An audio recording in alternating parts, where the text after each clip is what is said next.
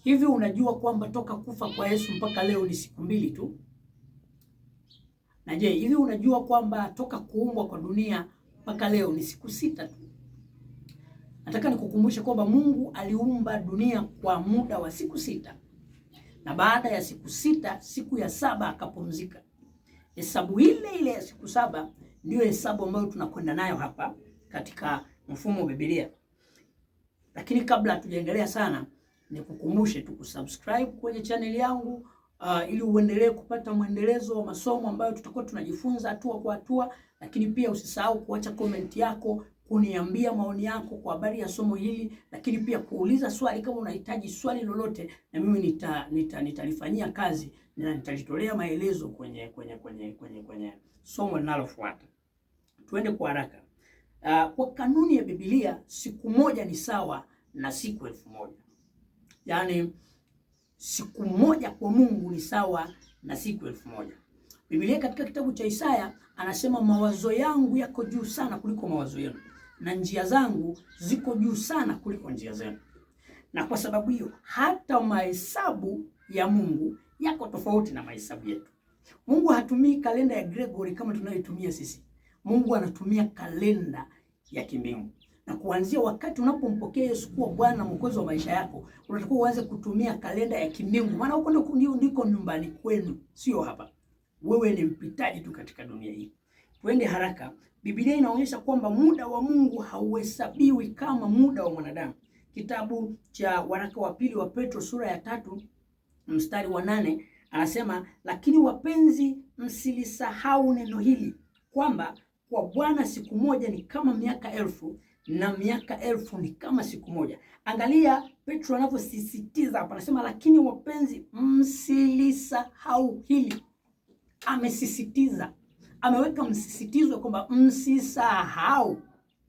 Wewe kama Mkristo, mtumishi wa Mungu, usisahau ya kwamba siku hazihesabiwi kama siku za kibinadamu, zinahesabiwa kama siku za kimungu. Ukielewa hivyo, utaelewa mantiki ya kurudi kwa Yesu. Kwa nini inatamkwa toka wakati Yesu anaondoka hapa? Hicho ndicho tunachotamani tukizungumza. Sasa pia katika kitabu cha Zaburi sura ya 90 mstari wa 4 anasema, maana miaka 1000 machoni pako ni kama siku ya jana ikiisha kupita, na kama kesha la usiku. Kwa hiyo utaratibu wa kuhesabu wa Mungu ni tofauti na utaratibu wetu.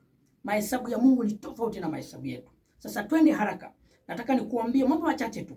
Historia ya dunia, siku 6 za Mungu, kama nitakavyokueleza hapa. Siku ya kwanza ni kama miaka 1000. Kama siku moja ni kama miaka 1000, basi siku 6 ni sawa na miaka 6000. Hapo unafanya crossing multiplication tu.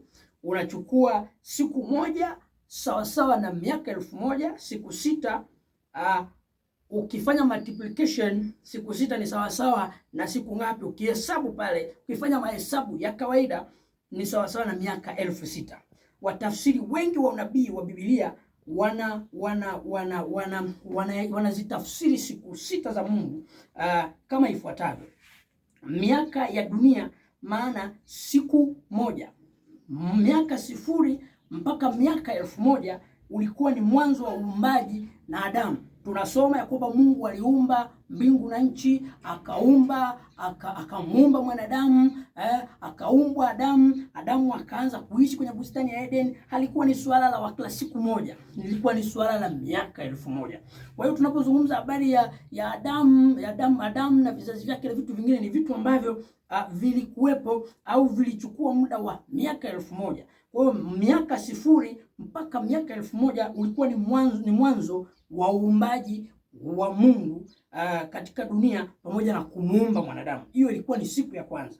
Miaka 1000 mpaka 2000 ilikuwa ni kuongezeka kwa wanadamu. Hapa ndo tunapomsikia Methusela akamzaa nani, sijui Enoko akamzaa nani, na mambo mengine yote hayo utasoma katika kitabu cha Mwanzo. Ilikuwa ni siku ya pili. Siku ya tatu, miaka 2000 mpaka 3000, enzi ya Ibrahimu. Hapa ndipo tunapomzungumza Ibrahimu, tunamzungumza Yakobo hapa, tunamzungumza Isaka, tunawazungumza kina Esau hapa, tunawazungumza wote hapa.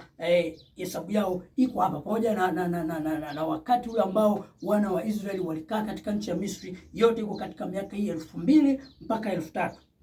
Siku ya 4 miaka 3000 mpaka 4000, enzi ya Daudi na manabii. Hapa tunawazungumzia Daudi, tunawazungumzia Sauli, tunamzungumzia Rehoboam, tunazungumzia Sulemani, tunawazungumzia manabii wadogo kina Danieli pamoja na wengine ni katika kipindi hiki. Siku ya 5 miaka 4000 mpaka 5000, kuja kwa Yesu. Hapa sasa ndipo tunazungumza habari ya kuja kwa Yesu, kazi aliyoifanya duniani, wakati wote wa injili aliyoifanya duniani, yote inazungumzwa hapa. Siku ya 6 ni miaka 5000 mpaka 6000.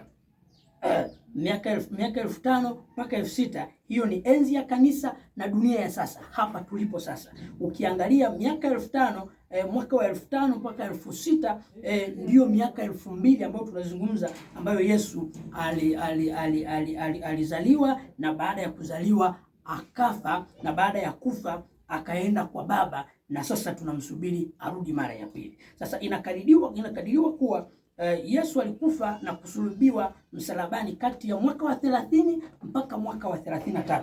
Kitabu cha Zekaria kinasema nini? Anasema amka upanga. Zekaria 13 mstari wa 7 anasema amka upanga juu ya mchungaji wangu na juu ya mtu aliye mwenzangu, asema Bwana wa majeshi. Mpige mchungaji, nao kondoo watatawanyika, nami nitaugeuza mkono wangu juu ya wadogo.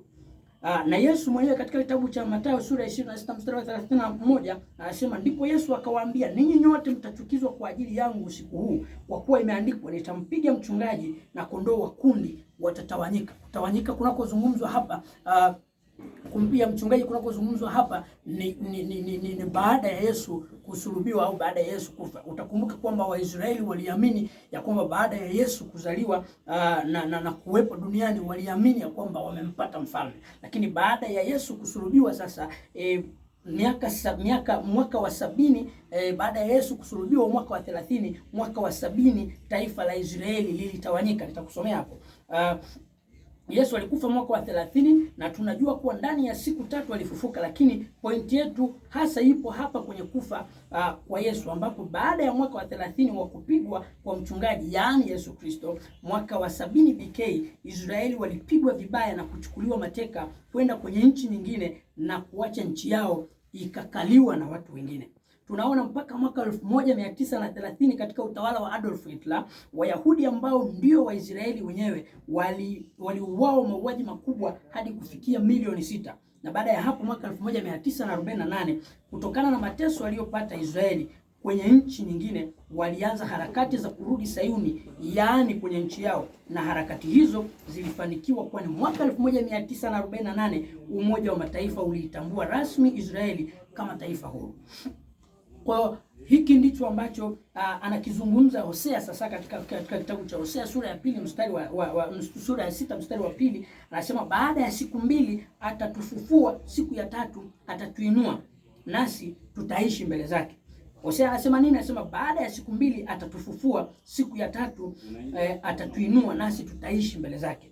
Kwa hiyo utaona unabii wa Hosea unatimia hapa. Wakati Hosea anazungumza habari ya siku 2, alikuwa anazungumza habari ya miaka 2000, yaani mwaka wa 30 mpaka mwaka 1030 ilikuwa ni siku ya kwanza ambayo wana wa Israeli mwaka wa 70 walitawanyika. Lakini mwaka 1948 ambayo ni siku ya pili, yaani kuanzia 1030, mwaka 1030 mpaka 2030, hiyo ni siku ya pili, kwa maana ya siku ya pili kutoka kufa kwa Yesu. Ninazungumza na wewe, unakumbuka kwamba hiki ni kipindi cha kufa kwa Yesu, ni kipindi cha Pasaka, na ndio maana nimeamua nikuletee somo hili, ni maalum kabisa kwa ajili ya wakati huu. Kwa hiyo kutoka wakati huo ni siku 2 tu, hazijapita siku nyingi. ni siku mbili. Sasa tunazungumza habari ya siku ya pili ambayo inaisha 2030. Hebu jiulize, kama Yesu alisema atarudi mara ya pili, kuna umbali gani mpaka kurudi kwa Yesu? Na siku ya tatu ambayo ni siku ya saba sasa ambayo Yesu alipumzika, ndio ambayo tunaahidiwa katika kitabu cha Ufunuo ya kwamba Yesu ya kwamba tutaishi na Bwana katika utukufu wa milele kwa karamu ya miaka 1000. Hii ni siku ya saba. Kwa sababu hiyo kutoka kuumbwa kwa dunia mpaka leo ni miaka 1000 na ni siku 6 tu katika ulimwengu wa roho, kwa sababu kwa Mungu siku moja ni sawasawa na miaka 1000. Hii ni sehemu tu ya Injili ambayo inahubiriwa duniani kote. Yeye asikiaye na kuyafunua na kuyafua mavazi kwa ajili ya karamu ijayo ya mwana kondoo. Ni Injili ambayo inahubiriwa dunia nzima. Lakini nimeamua nikuletee mambo ya ndani kabisa ambayo yatakufundisha na kukuelekeza na kukuambia mambo unayopaswa kuyafanya. Wakati tulionao ni wakati mfupi sana, ambao wakati huu tunatakiwa tumtumikie Mungu na kuyafua mavazi yetu kwa ajili ya karamu ya mwana kondoo. Mungu akubariki sana. Usisahau kushare, usisahau kusubscribe, usisahau kucomment ili nione comment yako, niendelee kuandaa vitu zaidi kwa ajili yako. Mpaka somo lijalo, Mungu akubariki sana.